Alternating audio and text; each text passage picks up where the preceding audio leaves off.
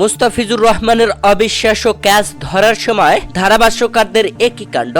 ধারাভাষ্য কক্ষ থেকে যা করলো তার রীতিমতো অবাক করলো সবাইকে। দর্শক, আইপিএল এর 29তম ম্যাচে খেলতে নেমেছিল মুম্বাই ইন্ডিয়ান্স ও চেন্নাই সুপার কিংস। আর এই ম্যাচে চেন্নাই সুপার কিংস আগে ব্যাট করে 206 রান সংগ্রহ করে পুরো 20 ওভার খেলে 207 রান টার্গেটে ব্যাট করতে নামা মুম্বাই ইন্ডিয়ান্সের ব্যাটিং ইনিংসের 8তম ওভারের ঘটনা।